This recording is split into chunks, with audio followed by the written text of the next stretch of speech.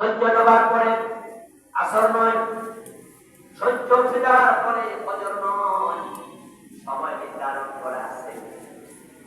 আল্লাহ তাআলা সময়ের পছন্দ করে বুঝালেন, সময়ের গুরুত্ব দাও। বল আসর মানে সালাতুল আসর, আসরের নামাজের কসম। তো আসরের নামাজের কারণ কসম হলো, কারণ আসরের নামাজ হচ্ছে 5 ওয়াক্ত নামাজের মাঝে সবচেয়ে গুরুত্বপূর্ণ নামাজ। এটাকে রাসূল বলেছেন সালাতুল মুস্তা, ইয়া সালাতুল আসর। আল্লাহ তাআলা কোরআন মাজিদে বলেছেন হাফিজু আলাস সালাওয়াত ওয়াস সালাতিল মুস্তা, তোমরা 5 ওয়াক্ত নামাজের ব্যাপারে যত্নবান হও, বিশেষ করে মধ্যবর্তী নামাজ।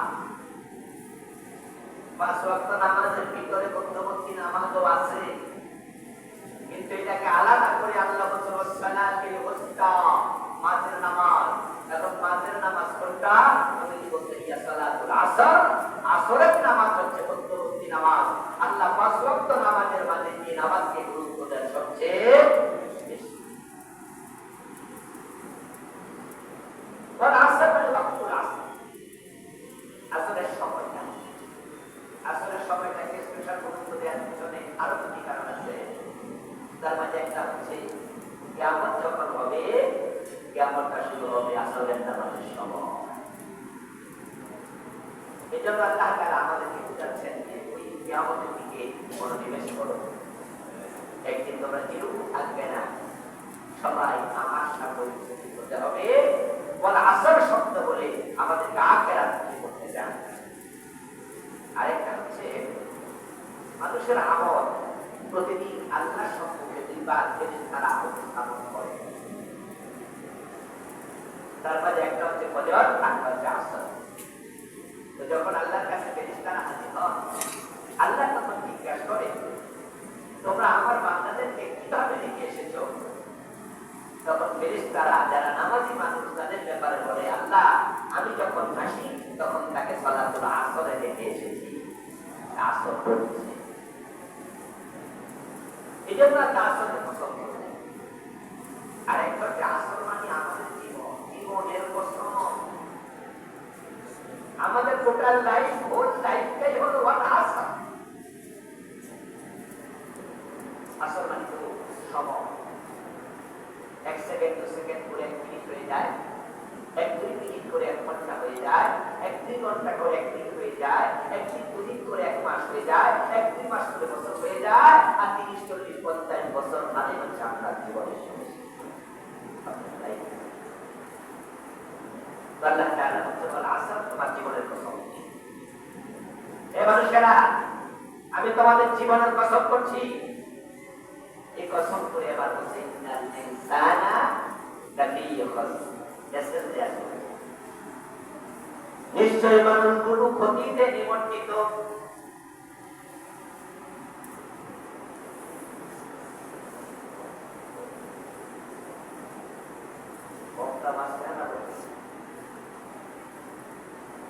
ইন্নাল ইনসানা লাফি খুসর, নিশ্চয় মানুষগুলো ক্ষতিতে নিমজ্জিত। আল ইনসান, এখানে কালিম লাম, আল ইনসান, ইন্নাল ইনসান, আল ইনসান। বালাগাতের পরিভাষায় আলিফ দিয়ে, এই লাম দিয়ে আলাদা আলোচনা, আলাদা সেক্টর আছে। তার মাঝে 22 অর্থে আলিফ লাম ব্যবহৃত হয়। বালাগাতের কিতাব যারা পড়ে, সেগুলো কি তারা পড়ে, আমরা পড়ছি এক এক লাম এক এক অর্থে। লাম দিয়ে ইস্তেগাসা, লাম ইয়াহাদি, লাম ইস্তিকরার, লাম ইজিনস, বিভিন্ন অর্থ। তার মাঝে এখানে হলো ইস্তিকরার। আল ইনসান মানে সকল মানুষ, নট এ সিঙ্গেল পারসনের কাছে। আপনি আমি তারা আছি এই দুনিয়ার 800 কোটি মানুষ একসাথে শব্দের ভিতরে আছে। নিশ্চয়ই সব মানুষ অতীতে নিমজ্জিত। কে বলতেছেন? সময়ের কসম, যুগের কসম করে এই মেসেজটা দিলেন কে? নিশ্চয়ই সকল মানুষ ক্ষতিতে। ইন্নাল ইনসানা লাফি খুসর, ইন্না নিশ্চয়ই লাফি আবার এই কালামে তাকিদ করে চিরকাল না। আল্লাহ বলে নিশ্চয় সব মানুষ ক্ষতির মাঝে আছে। তাহলে সকল মানুষ যদি ক্ষতিতে থাকে, এই সকল মানুষের ভিতরে আপনি আর আমি আছি কিনা? এর ভিতরে আমরা পড়ে গেলাম না বেস্তার না? সব মানুষ ক্ষতিতে আছে। এখন এই ক্ষতিতে থাকতে চান না বাঁচতে চান? ক্ষতির মাঝে থেকে মরে যেতে চান না উত্তরণ দরকার? এবার আল্লাহ দিনা পরে বলতে না কিছু মানুষকে আমি আল্লাহ ক্ষতি দিতে পারছি। তবে যারা পরবর্তী মেসেজটা জীবনে আমল করবে, আল্লাহ নিজে বলছে ইল্লা, তারা ক্ষতিতে নাই, তারা ক্ষতি থেকে বেঁচে গেছে। আমরা ক্ষতি থেকে বাঁচতে চাই। পরবর্তী আয়াতে তারা চারটা কথা বলেছে, চারটা গুণের কথা বলেছে, চারটা বৈশিষ্ট্যের কথা বলেছে। এই চারটা বৈশিষ্ট্য যারা আমল করবে, আল্লাহর ঘোষণা তারা ক্ষতিতে নাই। এখন এই লাভ অথবা ক্ষতি, এটাই তো নিরূপিত হবে কিভাবে? কোনটা লাভ, কোনটা ক্ষতি, কোনটা মঙ্গল, কোনটা অমঙ্গল, এটা আমরা কিভাবে বুঝবো? আসলে লাভ আর লস বোঝার মতো মেধাও আমাদের নাই, তাহলে আমরা ভবিষ্যৎ জানি। এই জন্য আমরা এমন কিছু করি, আমি চেয়ারম্যানের মনে অনেক লাভ আছে, পরে দেখা যায় 25 শেষ। তেমন ঘটনা ঘটে না? আপনি ভাবছিলেন যে এটা করলে মনে অনেক লাভ, কোটি টাকা দিয়ে ব্যবসা শুরু করছে, পরে দেখা গেছে যে আম সালা সব রাইখা পরে দোকান সরাই যাচ্ছে। মানুষ জানে না এই জন্য ক্ষতি থেকে আমরা যারা বাঁচতে যাই, আমরা আল্লাহর ঘোষণার উপরে নির্ভর করতে চাই। যে কাজ করলে ক্ষতি থেকে আল্লাহ বাঁচাবেন বলছেন, আমরা সেই কাজটাই করতে চাই। তাহলে আপনাকে মনোযোগ দিয়ে আরো শুনতে হবে আল্লাহ কিভাবে ক্ষতি থেকে বাঁচায়, সেটা আপনাকে স্টাডি করতে হবে যে আমি ক্ষতি থেকে বাঁচতে চাই। মানুষ ভবিষ্যৎ সম্পর্কে না জানার কারণে মাঝে মাঝে তারা যাতে অকল্যাণ আছে মনে করে তাতেও কল্যাণ থাকে, তারা বোঝে না, পরে বলে যে দেখ আল্লাহ যা করে ভালোর জন্য। প্রথমে পাইয়া মন খারাপ আছে, প্রথমে পাই নাই মন খারাপ আছে, পরে যখন দেখে যে না এতে তো ভালো, পরে বলে আল্লাহ না করে ভালোর জন্য। আবার মাঝে মাঝে তারা আশা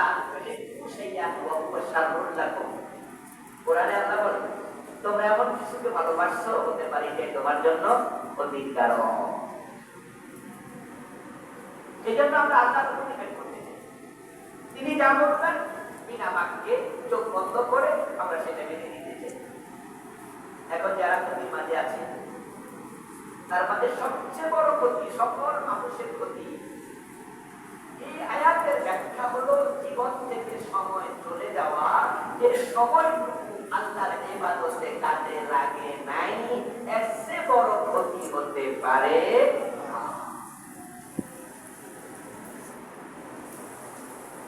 একজন মুফাসসির উনি বলছেন যে আমি তাফসীর লেখার সময় নিশ্চয়ই সকল মানুষ ক্ষতিগ্রস্ত, এই আয়াতের তাফসীর আমি লিখতে পারছিলাম না, কারণ আমি সিনাতে কেমনে সবাই ক্ষতিতে আছে।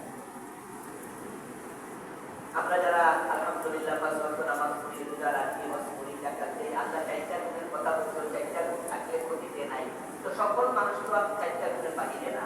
তো ইল্লাল্লাযিনা আমানু, যারা ঈমান আনছে, ও আমিলুস সলিহাত, নেক আমল করছে, ওয়া তাওয়াসাউ বিল হাক্কি, তারা হকের উপদেশ দিচ্ছে, ওয়া তাওয়াসাউ বিস সাবরি, তারা সত্যের উপদেশ দিচ্ছে। তো চার গুণাবলীওয়ালা তো আর ক্ষতিতে না।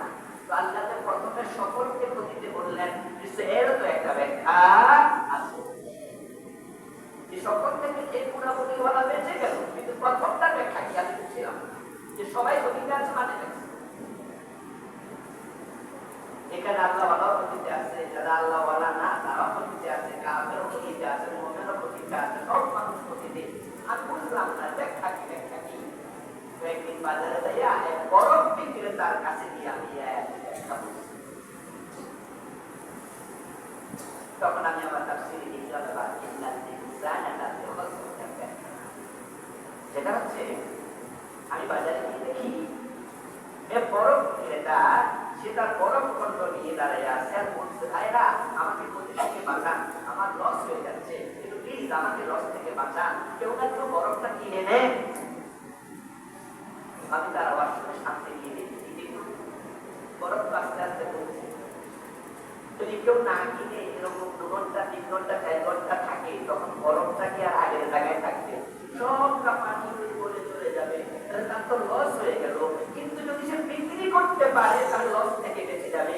আমাদের জীবনটা বরফ খন্ডের মতো, 40 50 60 100 বছর আল্লাহ নির্ধারণ করে দিয়েছিল।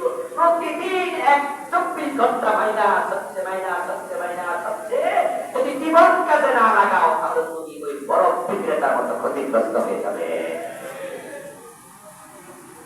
আমার জীবন শেষ। এই জন্য আমাদের হাতে যে একদিন সময় আছে, এই যে আজকে আমরা বেঁচে আছি, এমনও তো হতে পারে কালকে আর আমরা হয়তো বেঁচে থাকবো না, থাকলাম পরে গেলাম।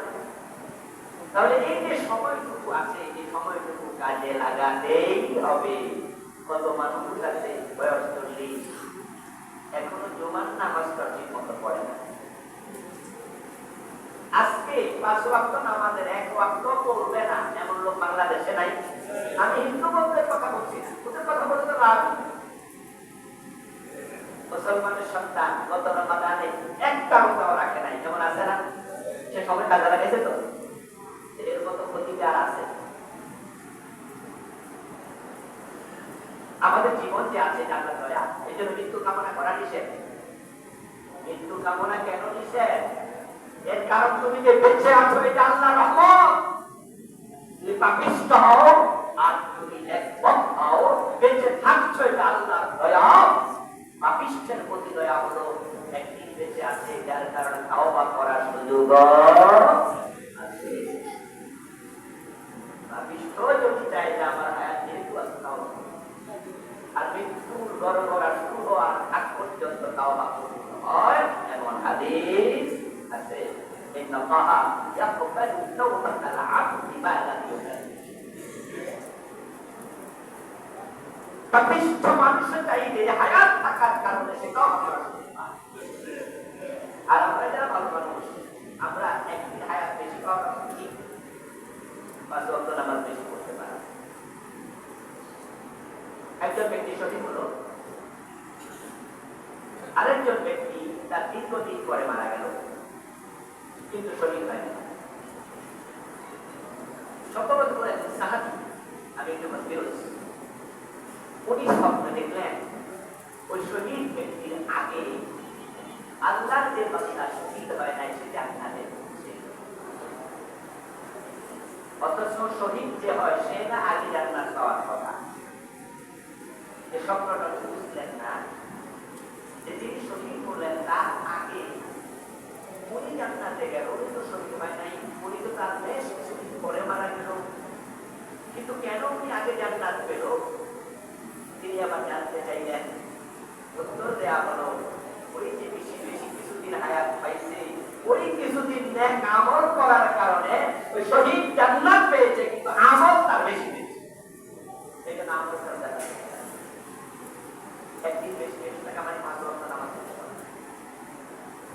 আল্লাহ জান্নাতে যাওয়ার পর জান্নাতীদের কোনো আফসোস থাকবে না, কারণ তারা এত বেশি নিয়ামত পাবে যে আফসোস কেন করবে? তবে নবীজি বলছেন একটা আফসোস জান্নাতীরাও করবে। قال رسول الله صلى الله عليه وسلم إن أهل الجنة لا يتحسر في الجنة إلا على ساعة مدت من غير ذكر الله مدت لم يذكر الله فيها.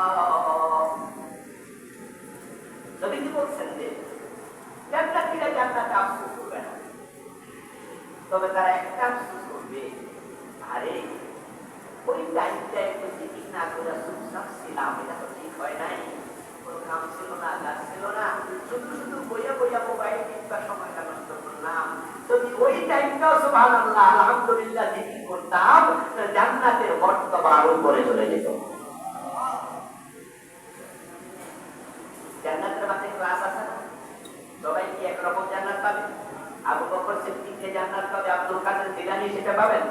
আব্দুল কাদের জিলানী যেটা পাবেন আমি আর আপনি সেটা পাবো? আমলের আলোকে ক্লাস নির্ধারণ করা। বিমানে যারা উঠছেন বিমানের মাঝে সামনে সিটের কি করে বিজনেস ক্লাস, আর আমরা যারা আছি নরমাল লোক আমরা যাই ইকোনমি ক্লাস। সামনের সিটে যারা বসে তারা নাস্তা দেয় 3-4 বার, আমরা যাই একবার। সামনের সিট এত বড়, পিছনের গুলো সিটা, সামনে ভিভিআইপি, এই জন্য সেই সিটের দামও প্রায় দ্বিগুণ। প্রায় ট্রেনে যারা উঠেছেন, ট্রেনের মাঝে একাধিক রকমের ক্লাস আছে, first class, second class, VIP zone, AC, আবার এসি কেবিন।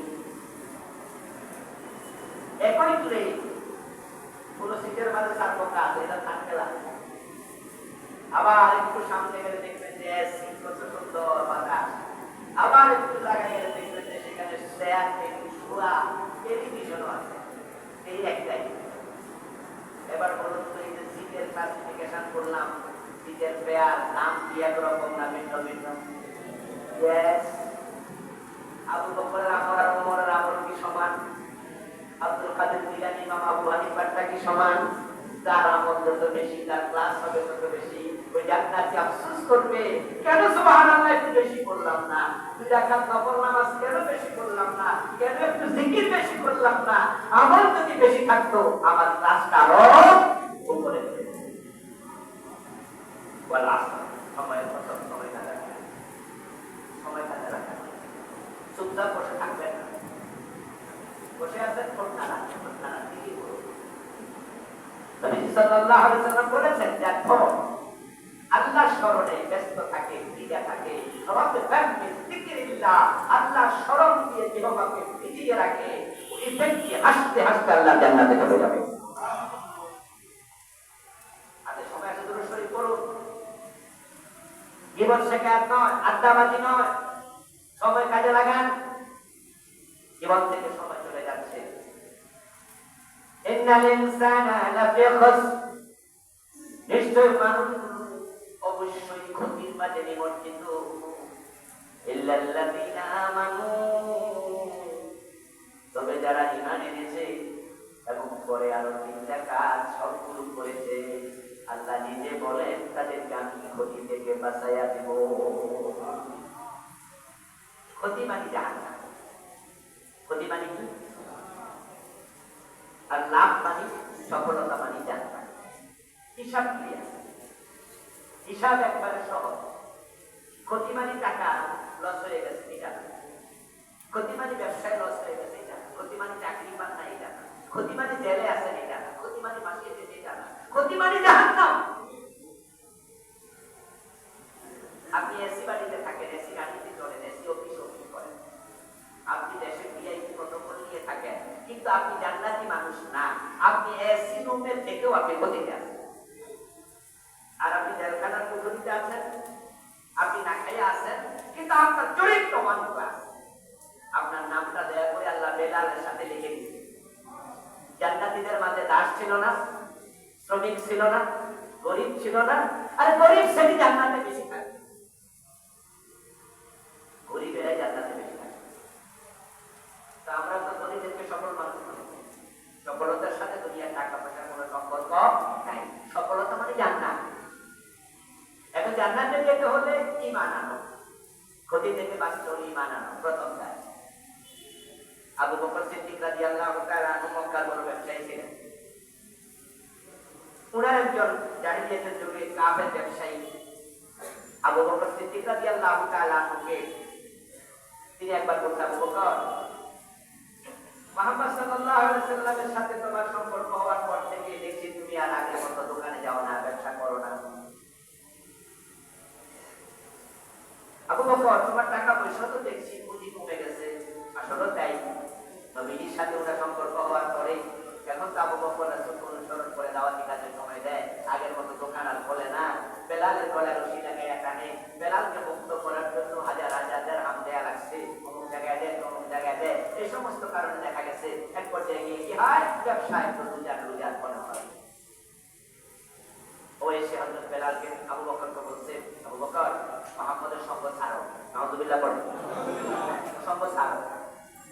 ওর সাথে চলে তুমি বড় লজ্জা পড়ে গেছো, তুমি ক্ষতিগ্রস্ত হচ্ছ।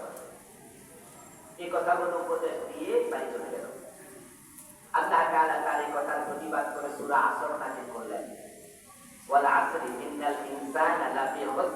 সময়ের কসম, মানুষ সবাই ক্ষতিতে আছে, এই কথা ঠিক। তবে ইল্লাল্লাযিনা আমানু, যারা আবু বকরের মতো ঈমানদার, তাদেরকে আমি আল্লাহ ক্ষতি থেকে বাঁচাই দেই। আবু বকর ক্ষতিতে নাই। ব্যবসা হয়তো কিছু কম, ব্যবসা হয়তো কিছু কম, ক্ষতিতে নাই। আমাদের বাজারের ব্যবসায়ীদের মাঝে দেখবেন যারা মানুষকে ঠকায়, চালাক করে, 2 নম্বর মাল বিক্রি করে, যারা 1 নম্বর ব্যবসায়ী, তাদের চেয়ে মাঝে মাঝে 2 নম্বর লোকের ব্যবসা একটু ভালো চলে, বেচা কেনা বেশি হয়। লোকজন তো ঠকে যায়, বোঝে না, মনে করে এইটাই ভালো। আপনিও বিক্রি করেন সরিষার তেল, কিন্তু আপনার সরিষার তেলের কেজি কত? 220 টাকা। আবার আপনার পাশের দোকানদার, সেও সরিষার তেল বিক্রি করে, সে বিক্রি করে 215 টাকা, 5 টাকা কম। অথচ দুইজনে 218 টাকা করে কিনে আনছে। 1 টাকা দিয়ে কিনে আনছে উত্তরবঙ্গ থেকে, 218 টাকা কেনা। এখন 2 টাকা ব্যবসা না করলে পথ ভাড়া, দোকান ভাড়া, কর্মচারী ভাড়া, নিজের ব্যবসা, এই জন্য আপনি ভাবছেন 218 টাকায় কেনা, 220 টাকাতে বিক্রি করতেই হয়। ব্যবসা কম করলেও তো 2 টাকা করা উচিত, তাই চলবো কেমনে? কিন্তু ও বেটা আরো 3 টাকা লসে বেচে 215 টাকা বেচে।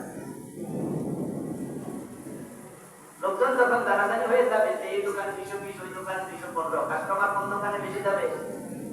স্বাভাবিক কত কাস্টমার করবে, উনি 215 টাকা বেচে, উনি না। আরে তুমি বাজার দিয়ে তুমি জুলুম করো, তুমি 5 টাকা বেশি দেবে। আপনি মনে মনে ভাবতেছেন বুঝলাম না, 218 টাকা হেও কিনলো, আমিও কিনলাম, 3 টাকা কম হয়ে গেছে কেন? উত্তর করো সহজ, রাতের বেলা এখানে সমাবেশের বিষয়। 10 মণ সরিষার তেলের সাথে 1 মণ সয়াবিন মিশাইলে খুঁজে পাওয়া যাবে না, ভাই বুঝতে জানে না। ওই সয়াবিনটা 140 টাকা কেজি, ওখানে 1 মণ মিশাইয়া দিয়া 10 টাকা লসে বেচলে তো লস না। আপনি যখন বুঝলেন এবার বেটা কেমনে 5-3 টাকা কম গেছে, শুনলেন যে সয়াবিন তেল মিশা, তাহলে আপনার জন্য 2টা পথ খোলা। একটা হলো কাস্টমার কম, ব্যবসা রমরমা হবে না, হকের উপরে আসি, কম হলে কম, ভেজাল মিশাবো না। আর একটা হলো ভেজাল মিশিয়ে 2 নাম্বার হওয়া। এখন কোনটা হওয়া উচিত? আপনার ব্যবসাকে তার মধ্যে ঢুকবে, সে কাস্টমার বেশি পাবে। সত্যের উপর থেকে তারপরে আল্লাহ পর্যন্ত পৌঁছাইটা সহজ নয়। এই জন্য একজন কবিতা আসাদুল জিহাদি জিহাদুল হাওয়া, ওয়া কাউমাল মারউ ইল্লা ইসতিহা। যদিও এটা কেউ হাদিস বলে, এটা হাদিস নয়, এটা কবিতা। আসাদুল জিহাদি জিহাদুল হাওয়া, নিজের প্রবৃত্তির সাথে জিহাদ করাই হলো সবচেয়ে কঠিন জিহাদ। এটা নফসকে কন্ট্রোল করা সবচেয়ে বড় জিহাদ। মোবাইল এখন সবাই হাতে আছে, এই মোবাইলে কাজ করলেন, ফেসবুকে ঢুকলেন, গুগলে গেলেন, আপনাকে জিজ্ঞেস করে আসবে না, আপনার সত্যি সামনে হাজির হয়ে যাবে, সুন্দরী নায়িকার ছবি এসে যাবে। এখন আপনি সেটাই দেখতে থাকবেন না সেটা স্ক্রল করে পিছনে দিয়ে দেবেন, সরাইয়া দেবেন। এটাই হলো অন্তরের জিহাদ। এটা সহজ নয়। আসাদুল জিহাদ জিহাদুল হাওয়া, ওয়া মা কারুবাল মারউ ইল্লা ইসতিহা। কবিতার পরের লাইন, তাকওয়া ছাড়া মানুষ সম্মানিত হয় আল্লাহর কাছে। ইন্না আক্রামাকুম ইনদাল্লাহি আতকাকুম। আল্লাহ তাআলা আবু বকর সিদ্দিকের পক্ষে সূরা আসর নাযিল করে দিলেন। তুমি ব্যবসায় লাভে আছো, জাহিলিয়াতের যুগে সে কাফের বন্ধু, তার ব্যবসা রমরমা। আবু বকরের ব্যবসা একটু দম হয়ে গেছে, কমে গেছে। আল্লাহ বলে আবু বকর টাকায় ক্ষতিগ্রস্ত হোক, মালে ক্ষতিগ্রস্ত হোক, ঈমান যেহেতু আছে, চূড়ান্ত গতি জাহান্নাম। আবু বকরকে আমি সে জাহান্নামে পাঠাবো না, আমি বাঁচাই। আর তোমরা যারা ঈমান আনো নাই, নেক আমল করো নাই, পরবর্তী গুনাহগুলি অর্জন করো নাই, তোমরা জাহান্নাম থেকে পরিত্রাণ পাবে না। আমরা যারা জাহান্নাম থেকে বাঁচতে চাই, আলহামদুলিল্লাহ জাহান্নাম থেকে বাঁচার প্রত্যাশাই তো আপনাকে মসজিদ পর্যন্ত টেনে নিয়ে আসবে। মানে আপনি জুমা মসজিদে আজকে না এসে করে বসে থাকলে কেউ কি আপনাকে লাঠি দিয়ে বিদায় আনতো? জান্নাতের কথা আপনি নিজেই তো চলছেন, এটা ভালো, এটা ভালো, এই প্রত্যাশা ভালো। তবে এটার কাছে কোনো স্যাট যেন তৈরি না হয়, কোন ঘাটতি যেন তৈরি না, মাঝে মাঝে ঘাটতি তৈরি হয়। আপনি জান্নাতে যেতে চান, তবে নিজের মন মতো। জান্নাতে যাওয়ার জন্য আল্লাহ রাস্তা বানাইছে একটা, এতে জান্নাতে আমরা যেতে চাই, যাওয়ার জন্য মসজিদে এসে বসে আছি। আমরা ফজরের টাইমে ঘুম নষ্ট করে উঠে যাই, শীতকালের ঘুম কত মজা, কিন্তু আজান হয়েছে আমরা ঘুম ভাবতেই ঘুম শেষ, নামাজ।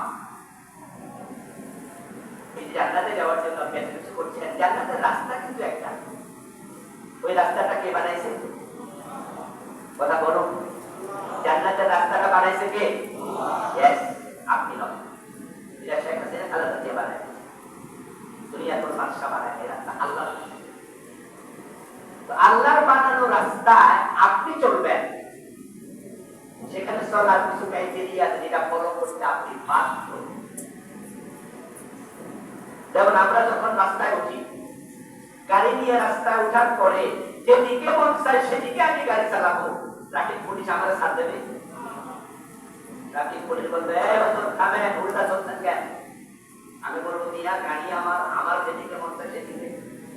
বলবো রাস্তাকে আপনার বাবা, থামেন, লাল বাতি জ্বলছে না, লাল বাতি দেখে গাড়ি চালান কেন? বন্ধ করেন। সাইন শিখেন নাই? হলুদ বাতি দেখলে গাড়ি স্লো করা লাগে, লাল বাতি দেখলে গাড়ি স্টপ করা লাগে, সবুজ বাতি দেখলে গাড়ি চালানো লাগে, আর আপনি উল্টা পাল্টা চলছেন।